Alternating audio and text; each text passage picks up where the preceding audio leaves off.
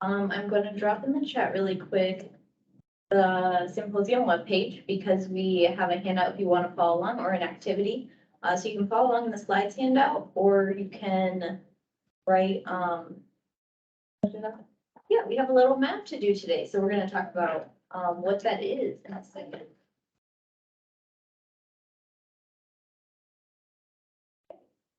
Let's see for. There we go. Okay, I am Catherine O'Hare. I'm with OSP. I'm a training and information coordinator. Most of my experience doing hands-on fellowships has been in central office. It was actually on a different campus at CU Boulder. So I've learned a lot from my co-presenters on how fellowships work here at CSU. And firstly, I will introduce you. I'm Samantha Reynolds. I'm in the Department of Atmospheric Science, and we see an assortment of fellowships come through our department, mostly NSF, NASA, and we've got a couple of DOE. I'm Amy Oak. I work in the College of Vet Medicine in the Dean's office. I am the research program manager there, and I'm also an NIH training grants manager. And training grants are sort of the flip side of what fellowships are. I don't know if I can make Amy's face hang up in the corner, but you can see her here. She'll practice them a little bit. Okay, the three that we're going to focus on today are National Science Foundation, being one of our top fellowship recipients, National Institutes of Health, and then NASA, which is a fellowship but isn't. So that'll be a fun thing. Wait, there are also other types of fellowships that you'll see on campus. There is a USDA one that Samantha was mentioning earlier. DoD has one. The acronym for that is NDSEG. Yeah, DOE has a Computational Science Graduate Fellowship, so CSGF, and then you have foundations that sometimes send you fellowships. And the rules are going to change for each of them. So things that we're going to highlight and go through our roadmap are differences in different types of fellowships, our sponsored agreement fellowships. What are the appropriate categories that you might see within that fellowship? And what is that mentor-mentee role play? Those are our goals for today. So first, let's set some ground rules. This type of funding. What is a fellowship? A fellowship provides financial support for an individual's pursuit of learning, whether in the classroom or in tandem with a project. So the fellowship's main benefit is to the student, not to the project, like the sponsored agreement. It's not benefiting the university, it's benefiting the fellow. A common term that you'll see in fellowships is stipend. Some key things to know about stipend is that the fellow is paid via stipend, similar to participant support. They cannot be considered a CSU employee, and it's not tied to work completed or hours, and so it's not tracked in our e-certification system. And either it can be paid directly to the individual, which we can see sometimes in our like foundation ones, or it can be paid to the institution, which happens with our ones that we're covering today, NSF, NIH. Oh, and that these fellows can be pre-doc or post-doc. We'll try to clarify when those come across. Okay, some budget factors to think about overarching all of these types, or all of our examples. In Uniform Guidance Fellowship is a category that is exempt from modified total direct cost. Are you all familiar with the MTVC calculation? Yeah, okay, so we don't have to go into that. Yeah, let me know if there are any questions in the chat or talk out loud, okay? Fellowships, because they do not correlate to being e-certified or salary, and because it's paid via stipend, there's no fringe involved. Other categories you might see would be tuition or remission, and tuition or remission is the amount of tuition that is waived in place of compensation, so in lieu of salary or wages. So if you have a fellow that is taking classes, when we waive their tuition, that is the factor of tuition or remission. Yeah, okay, sorry, I thought it was. Institutional allowance is one of the other ones. NIH defines institutional allowance as a fixed amount. Expenditures under institutional allowance are not subject to NIH prior approval requirements, and the institution is not required to account for these expenditures on an actual cost basis. So the things that you'll see are below. Typically today you're gonna hear tuition or fees are the first thing that are covered, and then these categories follow, within the institutional allowance. So you might have textbooks, housing, tuition, we talked about travel, insurance, or any other cost that's related to their education or training, in the particular area where they're growing. Now, that mentor role that we talked about, we have our fellow, so that would be considered the mentee in this relationship. And then they find a faculty mentor, which is, both, depending on the award, you can have the faculty mentor or the fellow be listed as the PI. So you want to make sure that you're aware of who is involved on the agreement. Typically, your faculty mentor is not going to be receiving funds on the fellowship, because the fellow, or fellowship again, is benefiting the fellow, not other people, not the award, not the institution. So they facilitate that relationship, find someone to help them in learning sponsored project awards and how to report, how to manage funds, because this is like a stepping stone for them before they get their big grant money, you know, as a higher level faculty member. Okay, some key players in this are going to be the fellows unit, of course. That's their day-to-day people that are going to help them. The Office of Sponsored Programs, OSP, so that's where I'm coming from. And then graduate school is another partner that we talked to recently about their role in this. So I'm going to start with OSP, because that's what I'm more familiar with, being in Central. We help typically with proposal submission, but in fellowships, we may not be involved. We help with review and acceptance, but again, that looks a little different for fellowships. And then lastly, sponsor interface. So when a prior approval is needed, or you need to ask the sponsor for something, or when things need to be submitted to the sponsor, all of that falls in sponsor interface, and OSP plays a key part as authorized organizational representatives for that.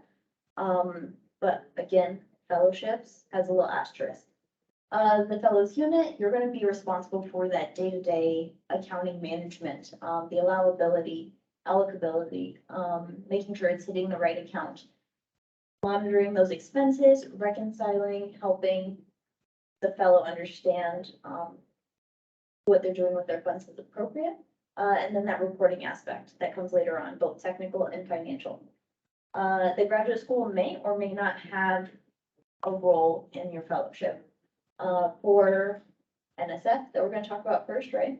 There is a very big partnership there with the graduate school and help them managing the funds or helping manage the stipend and cost of education accounts.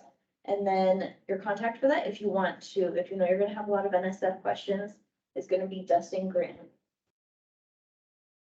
Oh, and then for OSP, we're going to list some resources later, but OSP and the grad school are both working to build guidance and tools that help for fellowships, and so we'll see those in a little bit. NSF, you'll take it from here. The NSF fellowship that we're going to talk about is the Graduate Research Fellowship Program, or GRFP. I found this quote on the GRFP website, and I kind of combine what's important to the fellowship and what's important to the sponsor. Fellows really want the GRFP because it's prestigious, right? It's gonna look good on their resumes, it funds them for a couple of years. And then the sponsor wants to see that they're becoming lifelong leaders that contribute to science and technology in the future. The application for the GRFP this year is NSF 22-614. It's submitted solely by the student. Sponsor programs doesn't need to be involved in this aspect. The student needs to be admitted or applying to a graduate program, but doesn't actually have to be associated with one yet. That's why we don't see it until they come in. Graduate students can only apply once in the first or second year of their degree program, whether it's a master's or a PhD program. And the student is fully the PI of this proposal that they're submitting, so they don't need to link to CSU or any institution until the award is received. Instructions for submitting the application are found on research.gov, and there's no budget details that are required with the proposal submission. NSF sets the stipend. This year it's $37,000 annual, and each student gets a cost of education account of $12,000 a year. When the award is issued, it's issued to the institution. They're 5-year awards. 3 years are considered on tenure, where they're actually receiving their stipend and their cost of education. And 2 years are considered reserve years. So if a student needed to participate in a field project in the middle of their GRFP, they could take a reserve year and be funded as a GRA on a research grant and then go back onto tenure the next year. CSU has a master GRFP award that's renewed every 5 years automatically, depending on successful annual reporting and submission. The Dean of the Graduate School is actually listed as the PI on that master agreement that CSU has. And then when the student is admitted, they're listed as the PI on their cost of education account. So you'll see 2 accounts when you're working with the GRFPs. The stipend account is managed by the graduate school, so everybody at CSU charges their stipend to one master account that's managed by the graduate school. The stipend is $3,083 a month this year, and that's flat. So if your department has students that generally go to a higher FTE in the summer, the GRFP students are going to just stay at 50%. And then the cost of education account that has the student as the PI is going to be managed in that student's unit. And that's $6,000 a semester or $12,000 a year. What's covered on the cost of education account? Well, we have to cover fees first because fees aren't allowed on any other projects or anything else. We always try to cover the fees first. NSF actually requires that we pay GRFP fellows fees. So I've included a little screenshot of the worksheet that we use to try to figure out what we can afford in the cost of education accounts. The remainder of tuition can be paid from non-5-3 accounts. So if your department wants to cover a full student, then they can pay for that on the department fund, but we can't turn it to another 5-3 project. So here you can see in our department, for example, we don't cover any tuition on our department accounts. So we have our GRAs adjust the amount of credits they register for to fit within their cost of education. All that. So some of the highlights from the GRFP is that the award is issued with the fellow as the PI. It does not route through sponsor programs until the award is made, and then sponsor programs works with grad school to set up the accounts. Research.gov, the whole proposal is submitted by the student. Sponsor programs is not involved in that aspect. The graduate school is a big player in NSF fellowships since they manage the stipend account and let sponsor programs know who's coming in with these fellows. They receive a stipend and the institutional allowance for the cost of education account. I think CSU has 40 GRFP recipients this year. We have a question in the chat from Stephanie saying, do you see these GRFP fellowships ever awarded when mentor does not have an NSF project? And Amy responded, yes, how CVMPS receives these. And I think that's because we received one big award from NSF. Technically, what I say was the dean of the graduate school is the PI. Yeah.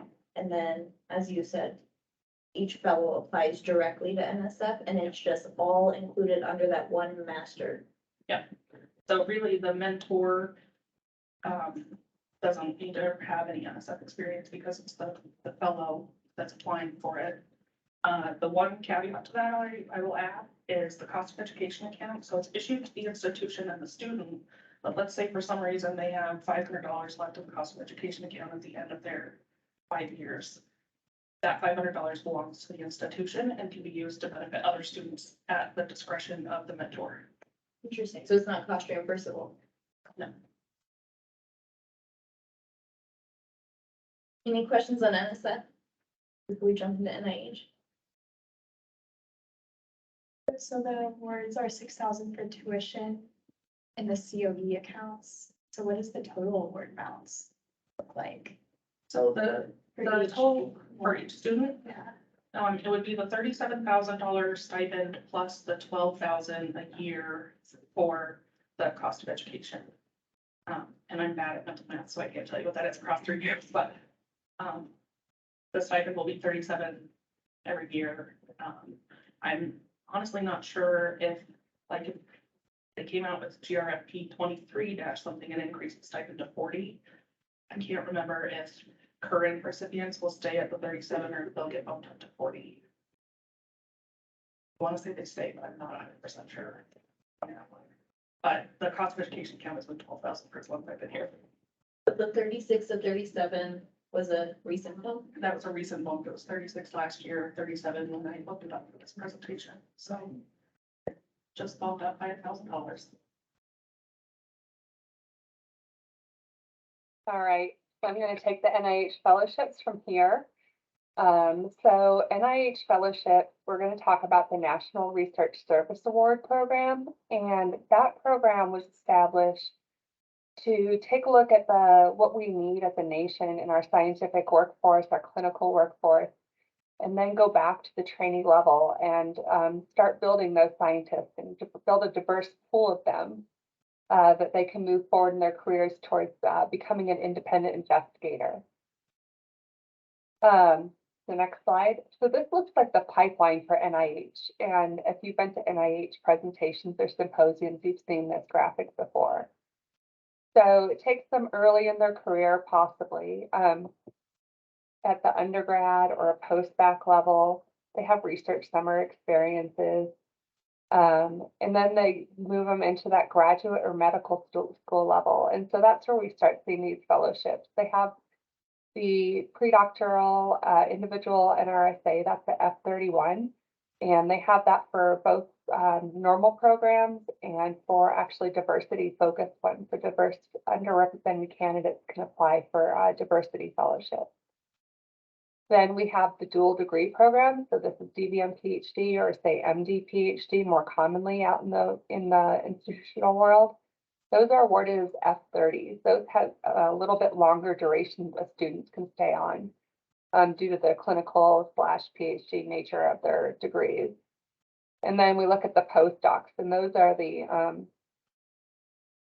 F32s. And from there, it's kind of the goal to move them along the award line, so the K awards, and then eventually on to the R awards where they're independent scientists. Next slide. So the NRSA awards, the due dates are, like most NIH, they have deadlines of April 8th, August 8th, December 8th. We'll note that while most of the ICs participate, not all ICs participate in these 3 dates. So sometimes an IC will only have one issuing date.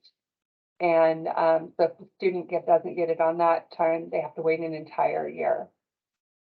They have the current parent funding opportunities. This isn't actually all of them, since there are some other variations, but it's a quick list. And then the eligibility. So they need to be U.S. citizens or permanent residents. And unlike NSF, they can't be going into a PhD program. They have to be currently enrolled in a PhD program, an official PhD program, to be able to do this. The budget categories are stipend, tuition and fees, institutional allowance, and child care cost if applicable. There is no indirect cost, as Kat mentioned, and these all route through OSP.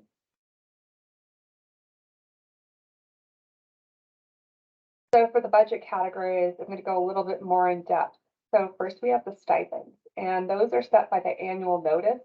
So that's currently NOTOD 22-032. The current stipend for pre-doctoral is $26,352 a year, or $2,196 per month, a little bit less than the NSF stipend. It's important to note that you can't rebudget these. So these are considered to be full-time trainees. They're hired as GRAPDs to avoid that fringe issue. And while that is the set pre-doc stipend, it is possible if commonly the graduate students in a given program have a higher stipend, the institution is available can top those funds up to meet what currently the going rate for that program. So let's say a program has $30K as a stipend for all their graduate students, but the student gets the NIH award. We wouldn't want to penalize them, so we can use institutional funds, so non-5-3 funds, to bring them up to the correct level that is commonly seen for that group. So it has to be like all other grad students in the program. So we're looking at those like costs. So when the proposal goes in, the student will use whatever the NRSA rate is for that time period.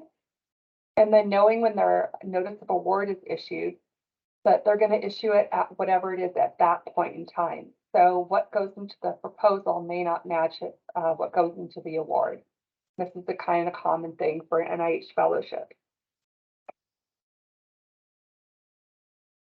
Move forward.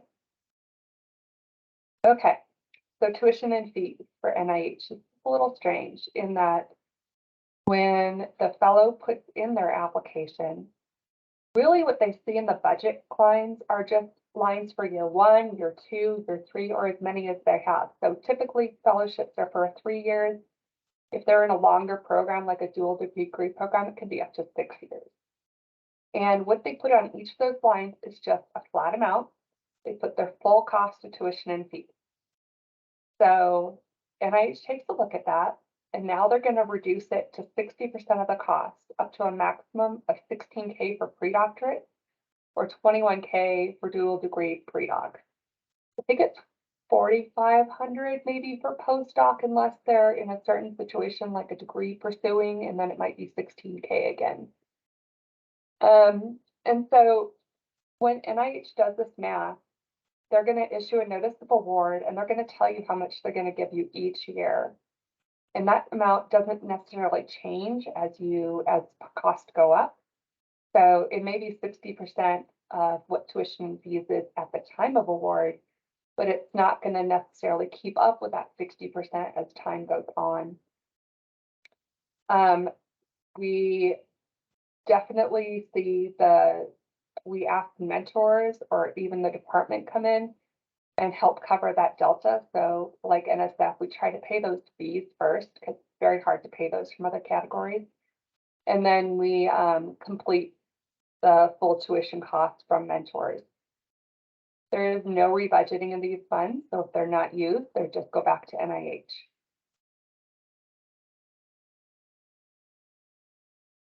Okay, so the institutional allowance, that's also set by that same notice. And right now it is $4,400. That went up from $4,200. We've been at that level for, I'm going to say, 8 to 9 years. And they also, within the last year or so, bumped up postdocs to $11,950. And what they're looking for that to cover is costs like health insurance, research supplies, services, equipment, books, travel, and really any expense that you can directly relate to the training. So this benefits the fellow and their training experience, and it moves them forward with these funds.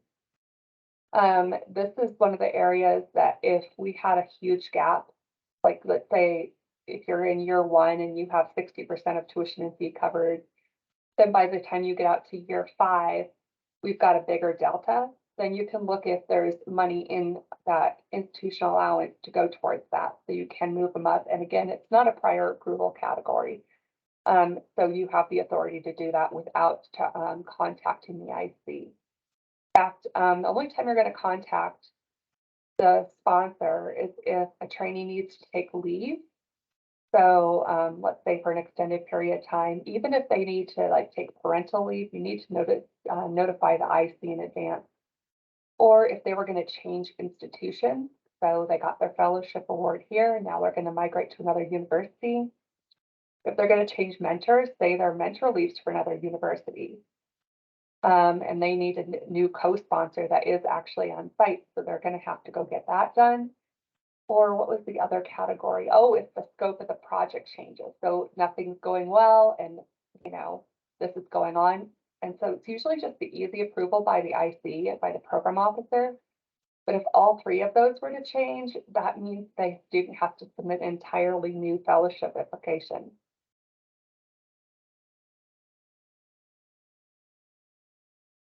Okay, so childcare cost is a relatively new thing. And this allows for up to $2,500 per budget period to cover for children under 13 from a licensed childcare provider. And so that documentation of the licensure is really important. So if a trainee was having, like, say, their parents watch their kids, this couldn't be used. And they requested at the time of application and then annually through progress report on an R&R project form. And the documentation isn't actually mailed into NIH, but it is kept here at the institution in case NIH asked for it. So they just ask that we have it readily available if they were to look for it. Next slide. So this is an example award budget. So you can see the institutional allowance is listed first, and this is from a little bit back ago. And then we have the other costs, that's code for tuition and fees.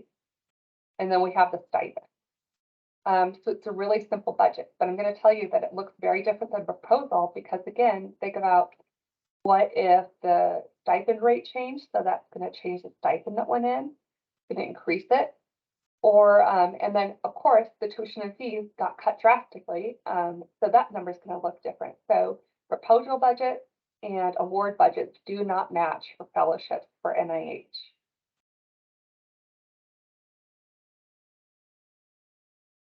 Okay, so for the application, you actually use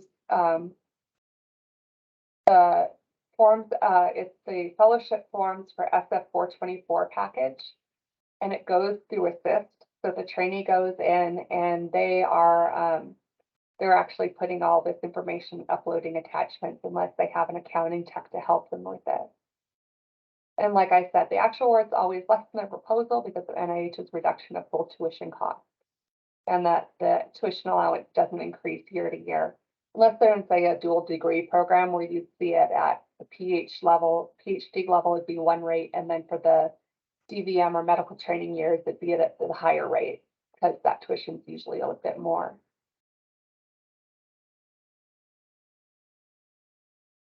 And then next slide. Okay. So a couple points with NRSA. So at the institution, we award the PI as the mentor faculty. So when you look in Koala, you're going to see the PI listed as the mentor. I have seen a change in that they're adding the trainee name, which is really useful when you're trying to look these up and try to match trainee to mentor.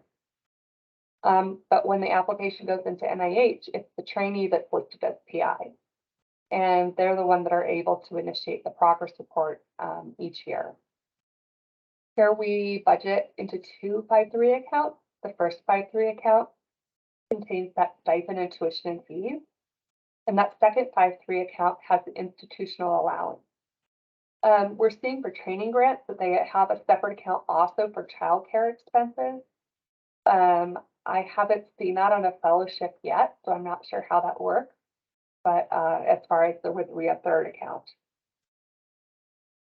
And again, the application's in Assist. And then the final component is when they receive the notice that they're going to be awarded this, they have an assurances form. When they get assurances form, they have up to 6 months to activate the award. And so once it's activated, that's going to set the project period timeline. So unlike when we get current NIH awards where they set the project period, The training has just a little bit more control in this case. Trying to think of any other things. Oh, yeah. So when you put together these fellowship applications, you're going to use that 30-page RFA. I mean, 25 to 30 page. And then you're also going to need to look for the IC specific instructions, because that'll tell the trainee if they fit into the goals of that IC. And because if they write an application and they try to submit it into a certain IC and the agency says, this doesn't align with our goals, they're going to ship it off to another IC for review. And hopefully that one can fund it, but it's better to like write that fellowship application with the institution in mind that they're going to go for. And then there also could be notices attached to or a little call out for notices that might influence this, like other information may be there. And then you also have to refer back to those fellowship forms when you're filling out the SF-2424 form, because it's a little bit odd. And I think that's pretty much everything about NRSA, unless anyone has questions.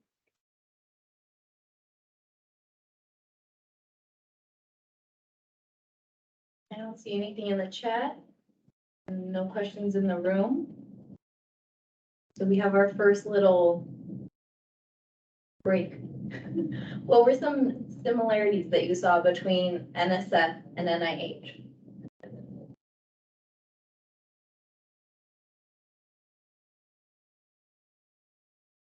Institutional allowance, it seems like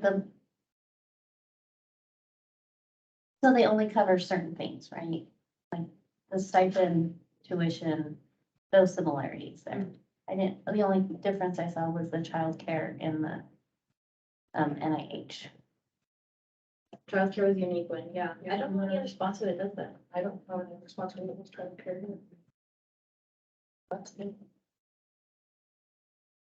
What about in terms of the proposal and how it routes or how it's issued on board? They're both initiated by the student. But NIH is routed through OSP. NSF is totally taken care of by the student.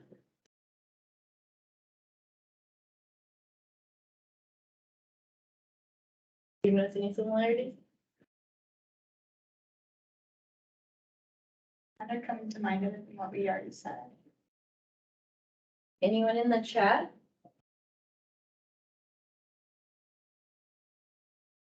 You can draw little roads or something, or lines between your two little destinations here of things that connected, or if you want to put something that didn't connect, you could just write it underneath NIH, like childcare costs. I think for both of them, and I don't know that I may clarify this with the NSF, but they're also considered pre-docs. So for both fellowship types, they're considered pre-docs. And with the NSF fellowship, the student can kind of designate when they want to start. In the sense that NSF gives you two options. You can either have your project period run from September to August, or you can have it run from June to May. So there's a little bit similar right there too. Okay. But also different in that, it's a little more strict. Giving you that phrase. I remember hearing Amy say, similar to NSF, fees are first. Any other thoughts, Amy, before we go to NASA? So I think those are the main ones. Are you ready for some space? Yep, we're ready for some space. I should have, we gave a NASA 101 presentation and then played some David Bowie. I should have borrowed that from Shannon. That's made that some more fun. So NASA's fellowship is called, well, it's not a fellowship. NASA's grant is called the FINES, or the Future Investigators in NASA's Earth and Space Science and Technology Grant. It's like a fellowship, but it's really not. It's like, so it wants to be a fellowship. It wants all of the rules of the fellowship, but it wants the flexibility of being a grant. The finest grant replaces the NESSF fellowship that NASA used to have. I think they switched over in 2019. So it's a research grant that supports the future investigator. So instead of being called a fellow, they're gonna refer to the student as the future investigator. All of the costs, NASA wants to be considered under participant support, because just like a fellowship, they don't want to pay indirect costs, they don't want to pay any fringe.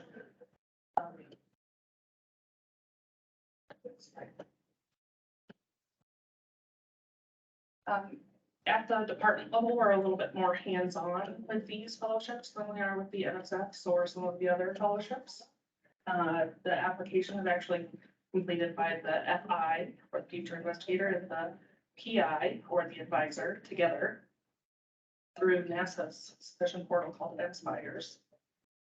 The application is initiated by the principal investigator or the advisor, and then they delegate some access to the student, and then the student goes in and uploads everything. The Inspires portal name and date stamps who was in there last, and NASA really wants to see that the students are taking ownership over this proposal, so it's up to the student to enter all of the information into Inspires and upload all of the documents. This proposal does go through OSP just like any other grant would. So all of the regular proposal policies and deadlines apply, needing to review the budget a week ahead of time and getting that KR routed for approvals, et cetera. And a budget is required as part of the application for the finest proposals. FIs can submit one proposal per year, but there's no limit for PI since PIs often advise more than one student.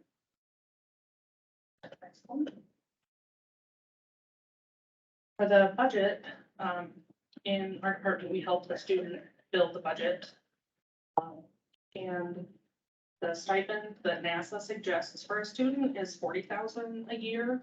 And then the student can request up to $50,000, so that leaves $10,000 to cover tuition fees, travel, any of those other non-stipend costs, as long as they still fall into participant support categories. But you might be asking yourself, well, $10,000 doesn't cover tuition. How are we supposed to cover tuition with $10,000?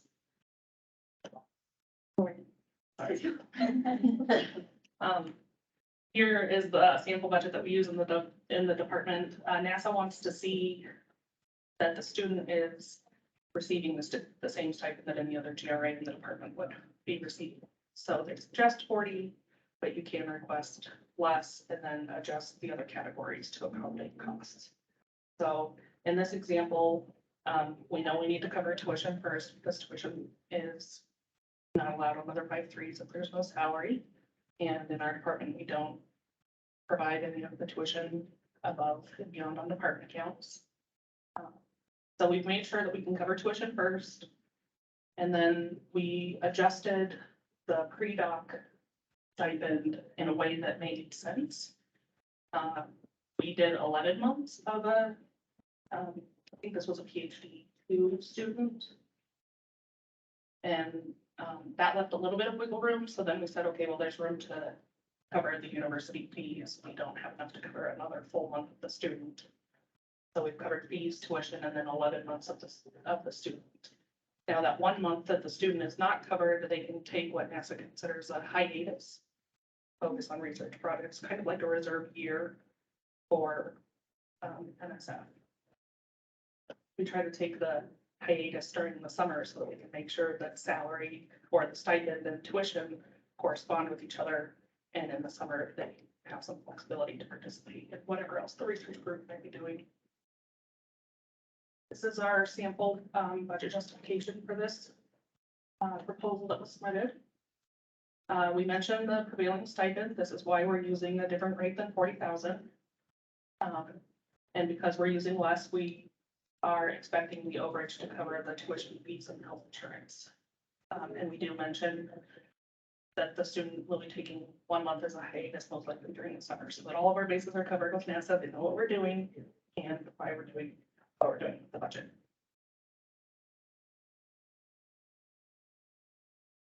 At the award stage, the NASA finest is issued as a research grant to the university under the advisor or the PI. When we're filling out the quality research application at the beginning, it'll have the title of the award and then, finest for the benefit of the students, so we can link them at the post-award stage. And we're making notes at the award stage, since we don't have a way at the university to pay students as participants necessarily. We have GRA appointments or pre-doc appointments. GRA appointments have fringe, pre-doc appointments don't, so in the post-award side, we're gonna list the student as on a pre-doc assignment so that no fringe follows. And that's the way that we can comply with NASA's participant support category that we've applied for at the proposal stage. Sponsor programs and the PI will both receive copies of the award documents.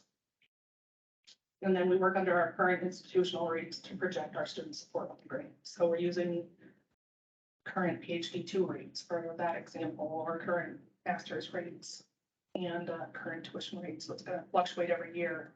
But because NASA treats this like a grant, not a fellowship, we have some rebudgeting between the stipend and tuition lines.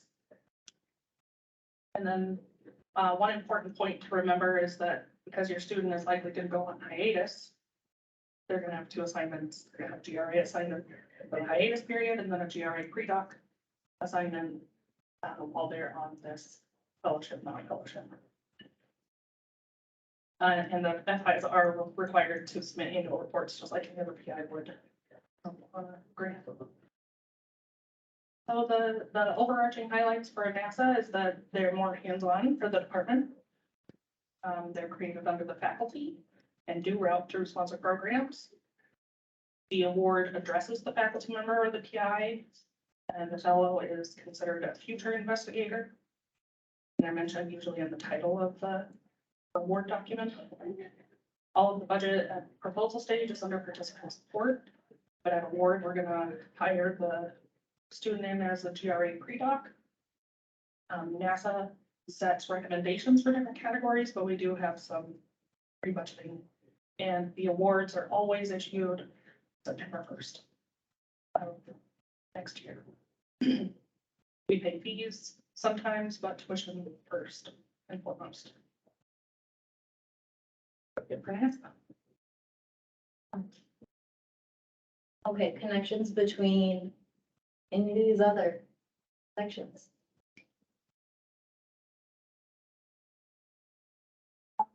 Tuitions, stipends, and things. Do they all not do fringe as well? Yes, Amy's nodding over here.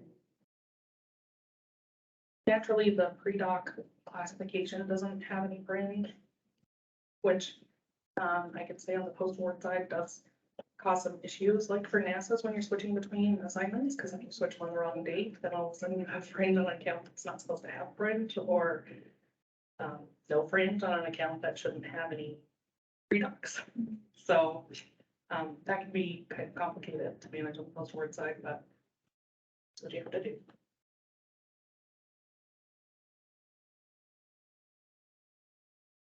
Someone in the chat, give me a similarity.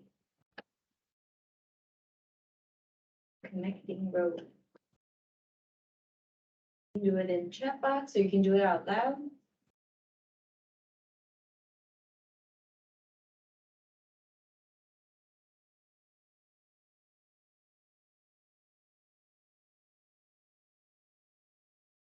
Okay, I'll give you another minute to think. Any other ones we have in the room?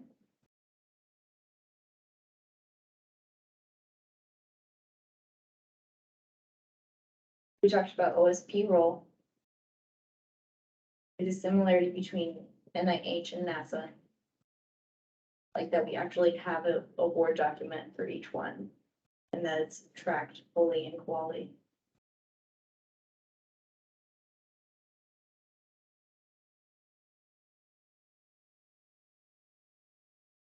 You're all responsible for reports, even the progress reports.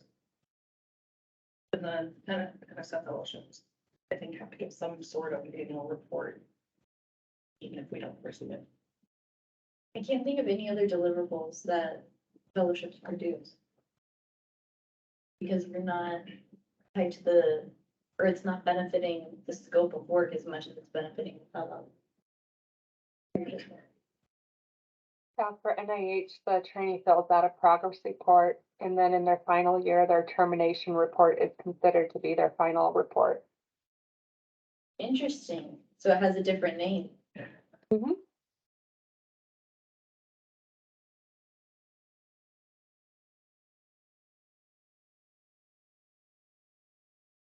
So does NASA have any grad school involvement? Does the NIH one? No, So that's another connection.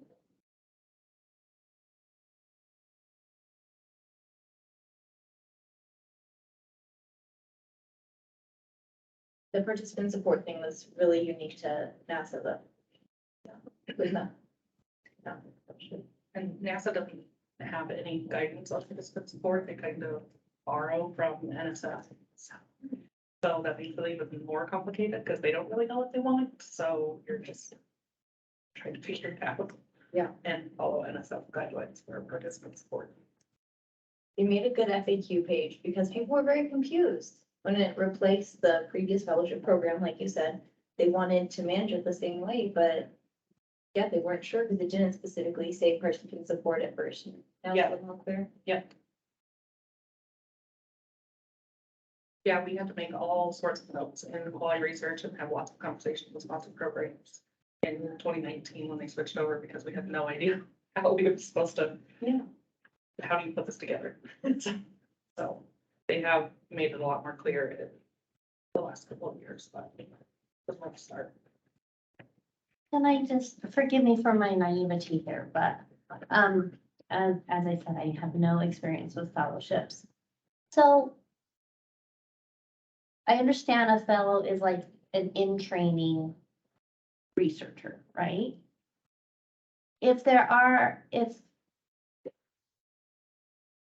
How do they research if they don't get any equipment or anything like that? You know what I'm saying? Oh, Yeah. So some fellowships will provide an allowance to let them get like a computer or textbooks or something like that. Otherwise, the faculty member could purchase that off of their department accounts, Okay. if they have department accounts. okay. Usually Yeah. when they're writing, oh, sorry, Amy, go ahead. For NIH, they fully expect the sponsor, when they're going through their sponsor letter, to explain that they have the funds to cover the research project and access to all the equipment. In fact, there's an attachment called facilities and equipment that the trainee has to upload to their application. That will assure NIH that they have the resources in place to be able to do the research. But Okay. training also is more than the research, it's also their professional development. Them going to conferences, writing papers. So the outcomes for a trainee are a little bit different than a research project in that it's the trainee that is the product. Thank you for that. I think it's a valid question. Like I'm in the central office, sometimes it's like an ideas area or ideals, Right. understanding policy. But sometimes I don't know as much about the day-to-day of how it actually gets done.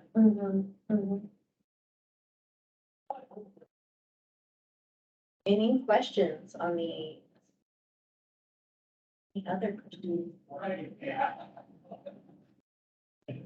The chat is very quiet. I'd like to hear if you all are still with it.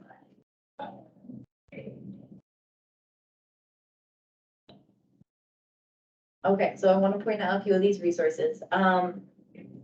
Two resources we found on the grad school website that are very helpful.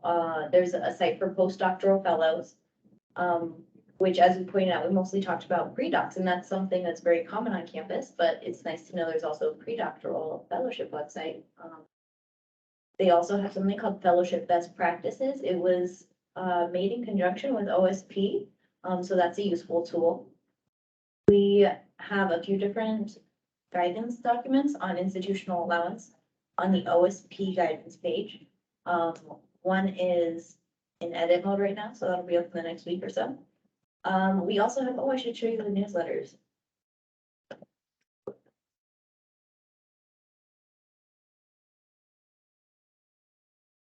Have you all seen an OSP newsletter yet? The first two were highly focused on fellowships, pre-docs, right? Combining a few different like blogs and recent tools. So these are helpful if you want to pass them out, or I think we sent them to like our PI listserv, when they came out. And we got a positive response. It was helpful.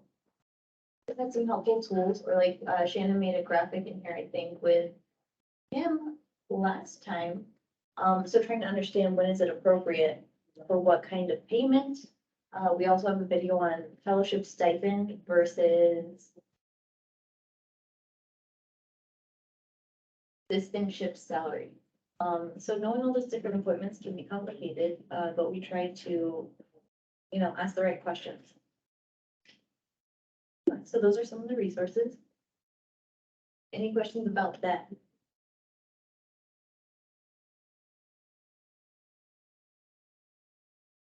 Like other rooms are winding down. I still have nothing in the chat. Okay. Then we're gonna say adios for the night. Thank you all for coming and for collaborating for our roadmap to fellowship.